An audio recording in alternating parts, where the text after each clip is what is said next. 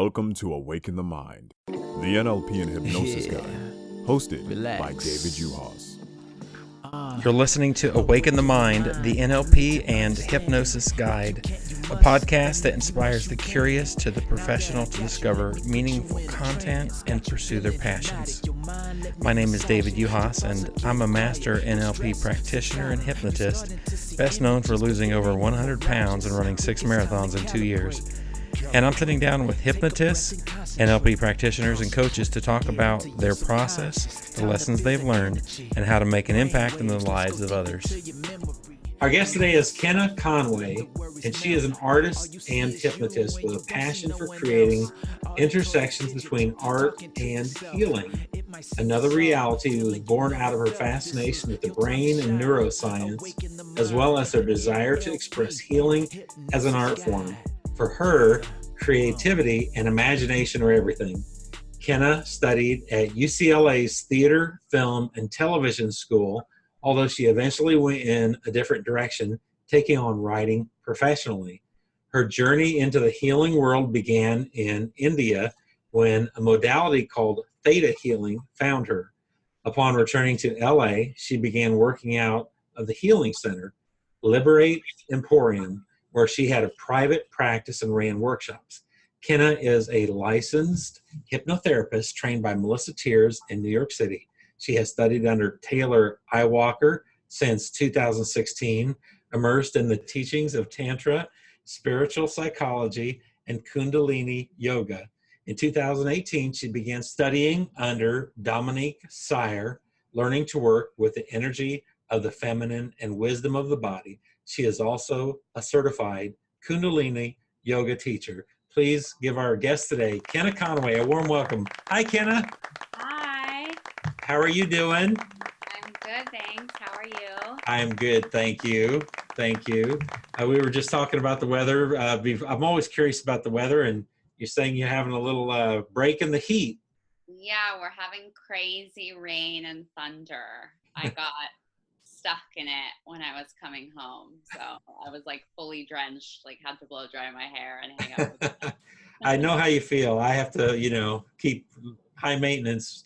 Yeah, I understand. All right. So now I'm curious. You say you got stuck in the rain. Do you have a car? I know Melyssa Tears doesn't even have a driver's license. So I do have a car, but it's in Los Angeles. Oh, okay. Okay. Yeah, my car is in LA with a friend. She is technically renting it from me. But here, no car, just, my legs and the subway. And there's transportation when I visited was excellent. I really enjoyed from Uber. I did not get on the subway. That's my goal for the next time. Wow, you avoided. I've seen too many movies, and I was just worried. I was going to be that guy at the last stop, shuffling, running from, I don't know what.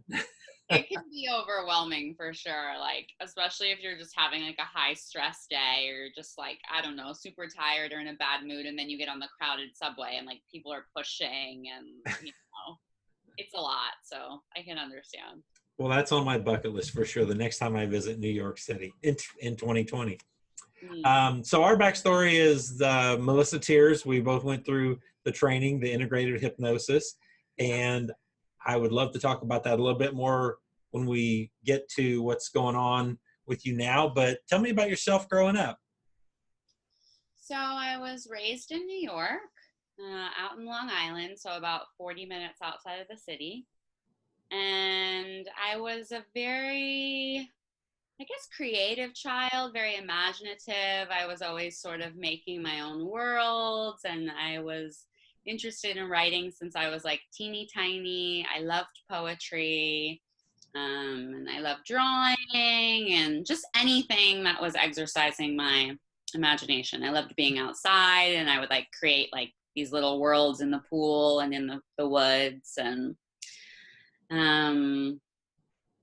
then growing up, my interests started to change a bit.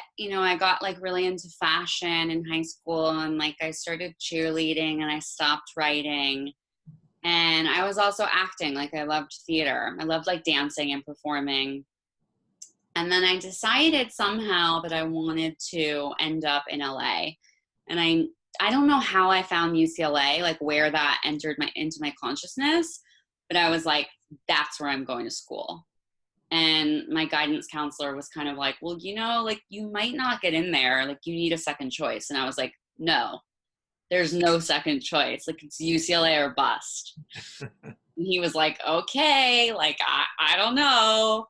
And so I started working with this acting coach here in New York City, and we started prepping me for the auditions, and I applied to 3 schools, which wasn't very many, but I was like, I didn't really care about the other 2. They were both in New York, and my goal was really like UCLA. So I prepared for these auditions. I was super nervous. So nervous, oh my gosh. And then, you know, you go through the audition process and then you wait. And UCLA was the first school that got back to me. And I remember my dad like called me into his office and he was like, hey, I have something to show you on the computer. And he was like, I need your opinion on something. And I was like, oh, okay. And he pulled up the acceptance letter. And I was like, oh my God, like I got in. And I was like, okay, forget about the other schools. Like I'm going to California. I'm going to LA. Wow. Yeah. Awesome. Yeah. So I was like, I was so excited and everyone was really excited for me. And I moved on the night of my 18th birthday. I left that morning, the following morning. And that's how I ended up in LA. And that's that was a whole experience too, because I was there for about 13 years. Yeah. Well, before you tell me about that, tell me about now. So acting, did you do any acting in grade school or middle school or high school? Yeah. So I remember like going to a play. I think it was like community theater, Peter Pan, when I was really little. And I was like, what is this? Like, how do I become the people on the stage, you know? And my mom was like, oh, they're actors, you know? And she explained to me what it was. And I was like, I want to do that. And so, you know, I started doing like school plays and summer camp, and I loved reading in front of people, and I loved dancing. Like I would, you know, make my little brothers like make little movies with me, and, you know, take my cousins and do like Spice Girl renditions and, you know, make music videos and stuff. And then, you know, I did some school plays when I was in high school. And that's how I was like, okay, this is what I want to do for my life, you know. And I grew up watching like a lot of movies. My dad was a big movie person. We'd go to Blockbuster every Friday and we would bring home all these movies and we'd watch them together. And so that's where my interest in film came. And I was like, I want to do that. I want to be on the TV. So on a really serious note, you had mentioned that you used to go to Beanie Baby conventions. I did. Tell me about that. So it's funny because one of my best friends from LA, she always jokes. She's like, it's so funny, Kenna, because like people think you're cool, but you used to go to Beanie Baby conventions. So like, you're not cool. I think Beanie Babies are cool. Yeah, maybe in a certain way, but it's probably one of my dorkier like stories about myself. But yeah, I would get like really into things, and I'm still kind of like that. Like if I find a new like hobby or interest or area, I just like want to read everything about it and learn and just like soak up everything. So that's how it was with Beanie Babies. I don't remember how it started, but someone gave me one. And then I kind of entered the world, and there was all these like rare Beanie Babies, and they would retire them. So I was like super passionate, and I was like, okay, well, how do I get the rare ones and how do I get the retired ones, you know, when the new ones come out? So my mom used to wake up at like 6 a.m. and go to the McDonald's when they would release the new, like the ones in the Happy Meals. Yeah. Like a fully committed Beanie Baby mom. So shout out to my mom for being so supportive of my habit. And then she would also take me to these conventions. And it would be like, it was a lot of people who were into like doll collecting, and they were collector events. So it was actually a lot of adults, which is interesting. And I would go and, you know, I would talk to the people, and my friend always jokes because I'd be like holding them and weighing them and like making sure they were high quality. Because there's also like there was like a whole market for fake, rare, and retired Beanie Babies. Interesting. Yeah. Well, lots to learn. It sounds like you've always been a learner. Yes. An obsessive learner. Well, that's a good obsession. Yeah. All right, so you got to Los Angeles and you were at UCLA, and also when did you start traveling? Because you had written down that you've been traveling the world solo since you were 19. Yeah, so when I was 19, I was back home in New York, and I just decided one night that I would start looking up flights. And I had never been like traveling alone at this point. And so I think I booked a flight for like 2 days away from that day. And I was just like, I'm just going to go. And I bought one of those travel backpacks, and I put like 2 or 3 weeks worth of clothes into it. And I just went. I went to Europe, and I started in Barcelona. And yeah, I remember arriving and like kind of being like, whoa, this is weird. Like, I'm alone. And then I got to my hostel, and that was my very first hostel. And there were 2 girls in the hostel in my room who were also from New York. So we just kind of like instantly bonded. And then another guy showed up, and he was from Australia, and everyone was like super young. And I was like, oh my God, like, what is this? What is this world? And I started to meet people who had been traveling for like 6 months, 9 months. And there was this like whole subculture of like long-term travelers, and everyone was so friendly. And I was only traveling for a few weeks, and I was like, okay, the next time that I do this, I'm going to do it for longer. And so that's really like where my travel bug first started, because I was just like in love with the whole experience. Wow. I have not yet been to Europe. My daughter just came back from Europe about a month ago, and that's intimidating. I mean, I've never been out of the country. 19 years old. That's impressive. That's really, really cool. Yeah. Like, it's always like, I have like funny fears, not funny fears, but like things that I shouldn't be afraid of, I am. And then like the things that most people are afraid of, I'm like, no, it's fine. Like, let's go. So it's interesting. Tell me about your experience in India, and also you had learned Theta Healing. Is that correct? You learned that while you were there? Yeah. So I was living back in New York. I think I was 25, and I was bartending, and I was writing for this fashion column. And Oh, wow. I was kind of, at a point in my life where I was like, what am I doing? How am I going to create a life for myself? Existential crisis, overwhelmed. And I was like, okay, I think I'm going to go to India and like figure my life out. And my mom was like, well, what if you don't figure your life out there? And I was like, I have to. Like, it has to give me some sort of solution. So I was going to go with a close friend of mine, but she was in grad school. So she was like, okay, I can't go. So I was like, all right, well, I guess I'm going to go alone. And I was just going to go for a month. And people were like, I don't think you can go to India as a woman alone. And I was like, I think I'll be fine.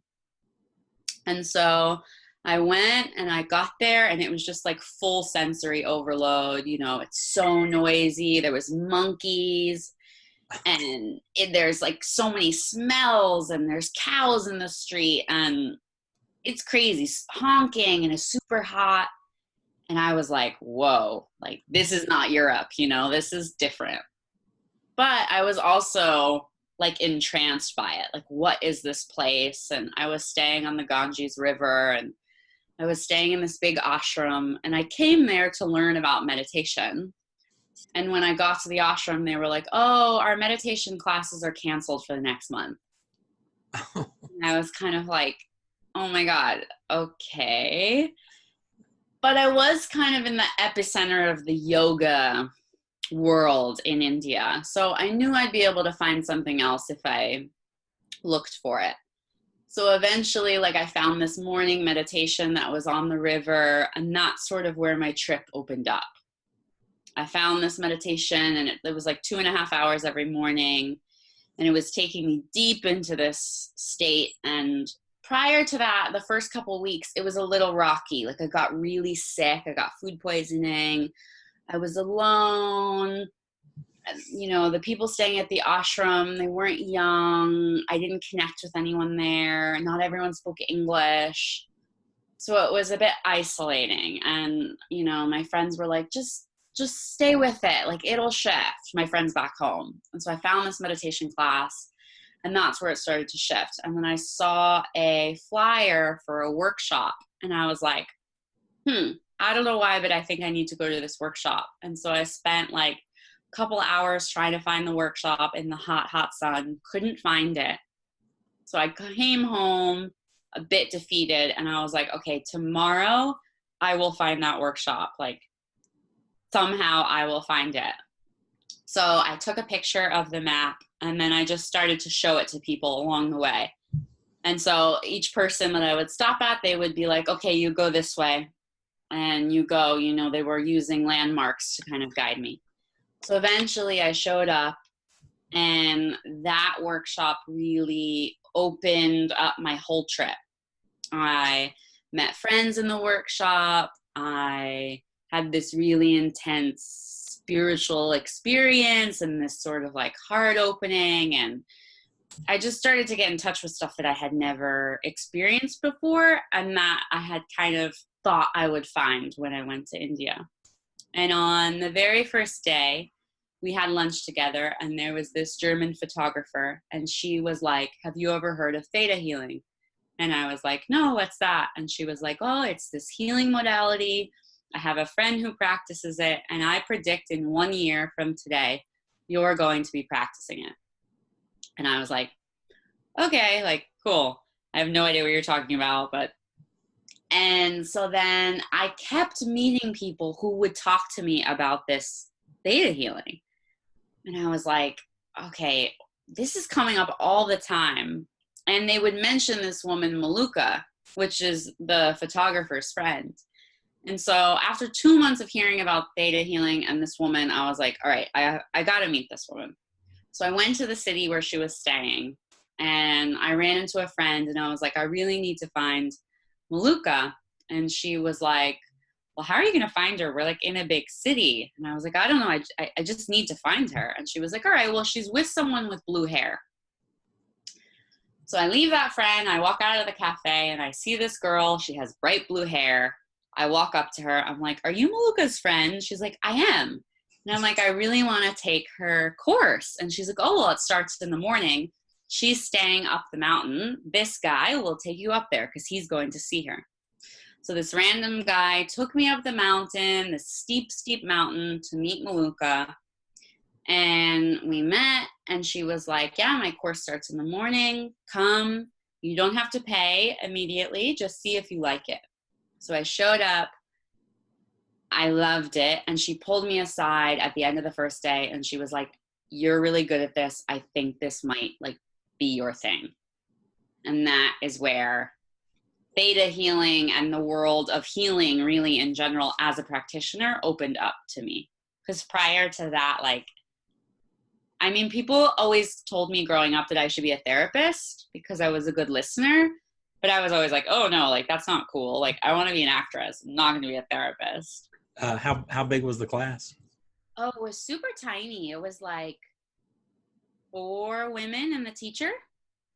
So we were, you know, at the top of this mountain looking over the entire city of Dharamsala, which is where the Dalai Lama comes and stays. And we were right outside her door. We were just in like a little circle, and, you know, there would be like dogs that would come up, like stray dogs that would come up during her training. And then she would break out food when it was time for lunch, and we'd all sit and share food. It was super, super casual, all outside. How long were you in that training total? What was the total amount of time? It was short. Like I took a couple. I ended up taking a couple with her. So the first one was 4 days, and then I took another one with her. It was again 4 days, and then eventually, when I got back to LA, I took some more. They were all 4 days each. Tell me about then what led you up to going even further with this healing work and change work. Yeah. So I kept doing it in India, and I felt a really strong connection to it. And the people in my group, in my trainings were like, you're really good at this. I think this is something you should pursue. And then when I got back to LA, I spent 4 months in India. So then when I got back home, I started doing it on friends. Friends would be like, oh, try it on me. And then they started telling their friends. And so then I was doing it on like their family and their friends. And it was with strangers in my living room. It was super casual. And I didn't charge that much, but I loved it. And it was just kind of naturally flowing. I didn't have to work at it. I didn't have to work to get clients. It was just all flowing. And then my roommate at the time was like, you should go and bring your services or your offerings to the healing center down the street. I was like, no, like, I'm not ready. And then finally one day after doing enough sessions, I was like, okay, I think I'm ready. And so I went there and I was like, hey, like, do you offer Theta Healing? Would you be interested in it? And the guy was like, oh, I've heard of that. We don't offer it, but I'll set up a session with my boss and she can see if she likes it. So again, I remember being so nervous, very similar to the acting auditions. And we did the session and she was like, wow, I love that. I feel so open in my heart and I can feel like the energy shifted, and let's have you start on Monday. And so I was like, amazing, like super excited. And I got home and for some reason I pulled out my old journals from India. And there was that story of meeting the German photographer. 1 year from now, I predict that you'll be you'll be practicing as a Theta healer. And it was 1 year from the day. Oh my goodness. Yeah. Wow. So I was like, like full body chills, like, okay. Yeah. And then you went on to do have a private practice there and run workshops. Yeah. So I started working there. And as soon as I started working there, my boss was like, hey, do you read tarot cards? And I was like, I mean, for my friends. And she was like, okay, well, tomorrow you're going to come and give me a reading. Because the majority of their business was psychic readings. And so I was like, okay, like super nervous because I only did this for like very close friends and myself. And so I went and I gave her a reading and she was like, that was great. You're going to start as a reader tomorrow. And so for a year, I did a mix. I did the psychic readings with the cards and then I did the Theta Healing. And that was a really great learning ground. I was working with a lot of healers and psychics who were much older than me, who had been doing it for, 20, 30 years. So I really got to hone my craft and my practice. And it actually really has influenced my current work because traditionally you're not using too much intuition or psychic abilities as a hypnotist. But because of my previous work where people are coming in and you sit down with them for 45 minutes and they go, I'm not going to tell you anything. You can tell me what you see and feel. And so you have to close your eyes and just fully rely on intuition and, things you're seeing and feeling. So having that training and practice, now I bring that into my work and there's a lot of intuition and guidance for my current work. When you said that, that made me think, one of the challenges with new, whether it's coaches or therapists, hypnotists, etc., is to be able to listen. It's a really good skill to listen, and to listen to no words, but just body language and all of that, the energy that they're giving off. What a great gift, or what a great skill that is that you had that experience. Yeah, I never thought about that before, just working with somebody off of how they show up without communicating with words. Yeah, because some people, would come in and be like, okay, here's a little bit of my story. what can you tell me about it? But there were not a lot, but a number of people who liked to test you. They wanted to see like how skilled you were, how psychic you were. So they would literally be like, I'm not going to tell you a single thing. You can tell me what you see. And they would sometimes be kind of like sassy about it. And it would be like, okay, it's kind of like it's an interesting energy to begin working with. But then, you'd really test yourself. And I would always close my eyes and kind of tune in. And then you start speaking. And like with one woman, she was really quite, she was a bit aggressive about it. And she was just like, her friend had brought her, and I don't think she fully like believed or trusted in it. She was like, I'm not telling you anything. And I was like, okay. And she was quite intimidating also. So I was a little bit like, oh. And I started talking and I started sharing things that I was seeing and feeling. And all of a sudden she just starts hysterically crying. Wow. And so I knew that I was hitting on, truths. And at the end I was like, so how was that for you? And she was like, well, you made me cry, didn't you? Like, you clearly knew some things that were going on inside of me. Like, you proved me wrong kind of thing. Now that was when you're in LA, and then somehow you ended up making full circle back to New York. Yes, exactly. Yeah, that was 6 years ago.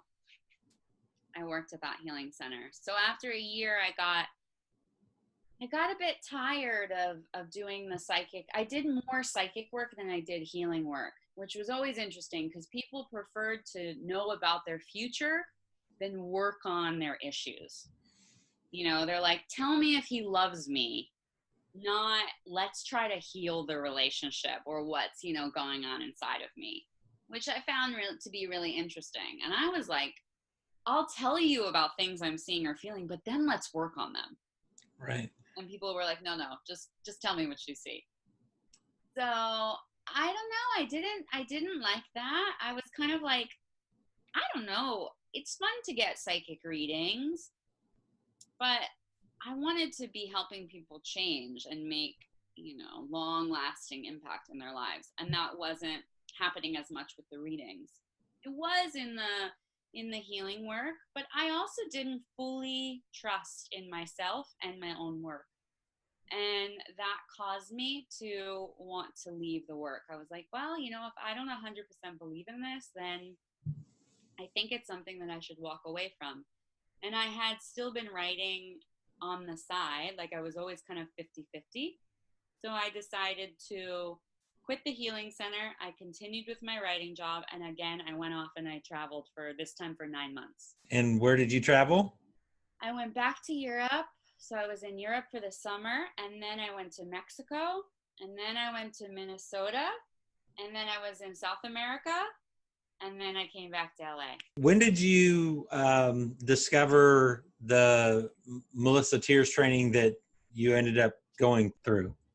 So a couple of years ago, I reached out to a modern hypnotist because I was curious about working on my anxiety issues.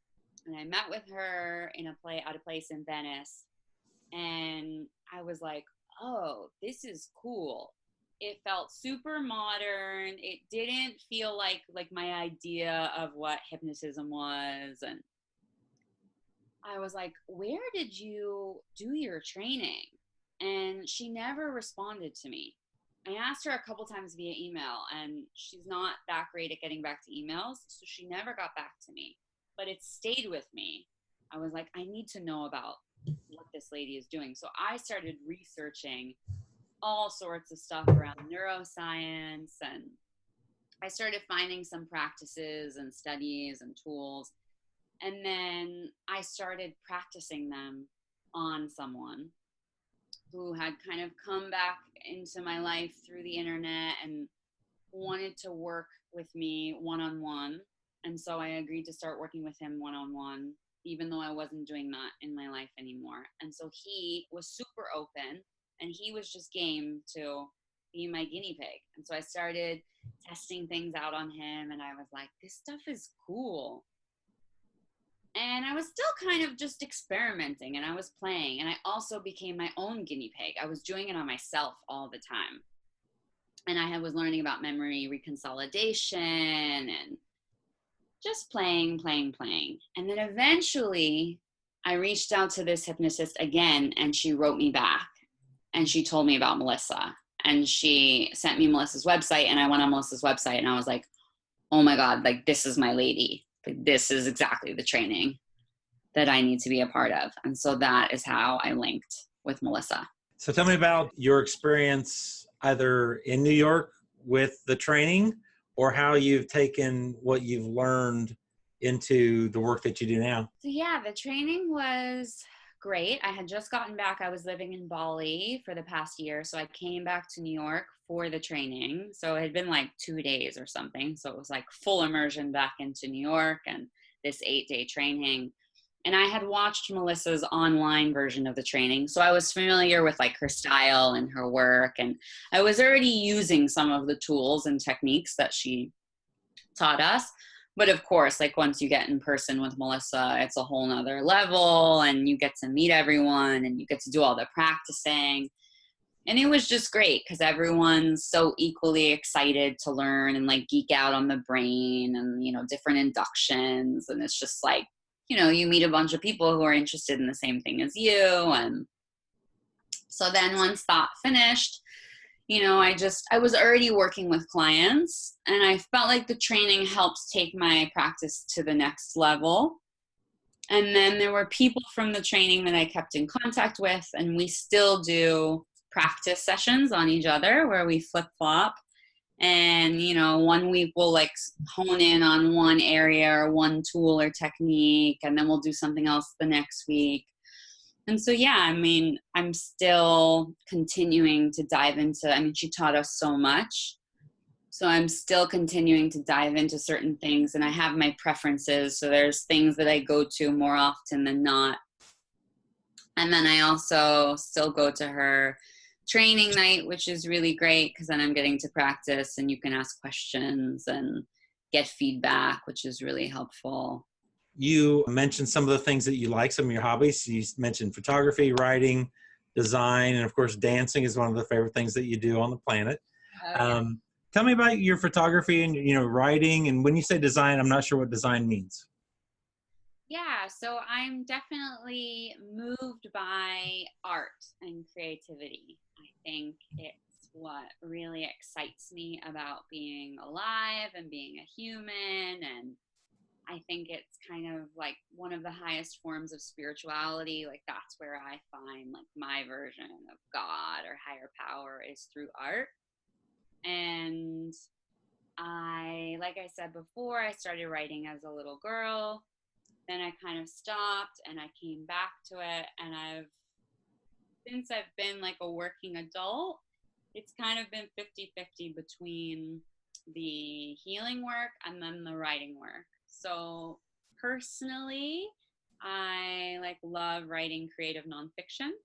So anything that's based off of my life or the life of someone else. For the last couple of years, I was working at a design and branding studio. So writing like copy, you know, marketing and advertising, brand books, naming, web, all of the above. Now, do you incorporate art into your practice? I do, I think. I tend to attract artists. I love working with artists, although I think everyone's an artist, and that's definitely part of my mission is to let people know that they are an artist, especially if they don't think of themselves as one, and to use trance to induce levels of creativity and to really open that and to go into it and produce higher states of creativity and expansion within the artistic realm. You'd said some of your role models are artists and you are inspired by those who are also activists. Can you talk about some of your role models? One of my favorite people and writers is a woman named Lydia Yuknovich. She has written several books. She's written fiction, nonfiction. My favorite of hers is her memoir called Chronology of Water. And she's led this, you know, really wild and interesting life. She's had a lot of challenge and violence and trauma, and yet she's been able to create this really beautiful life for herself that's filled with activism and really amazing art. She is really a supporter of the person who doesn't feel like they fit, the outsider. She has a TED Talk called The Misfits Manifesto, where she really addresses, you know, this misfit narrative and what that was like for her, and how no matter who you are and what you've done, what your past looks like you are beautiful, and that your story is worth being told, and you're the only one who can tell it. And she's really powerful and soft at the same time. And she's extremely generous. She will go and buy boxes of lesser known writers' books, and she will just give them away because she wants to spread the work. Oh, nice. So she's a huge inspiration for me, like on a personal level, on an artistic level, as a writer. I mean, the way she writes is really lyrical. She breaks up the traditional linear way of writing memoir. She's a rule breaker. She's bold. And I just love her. What is next for you, with any presentations or trainings that you're giving or taking?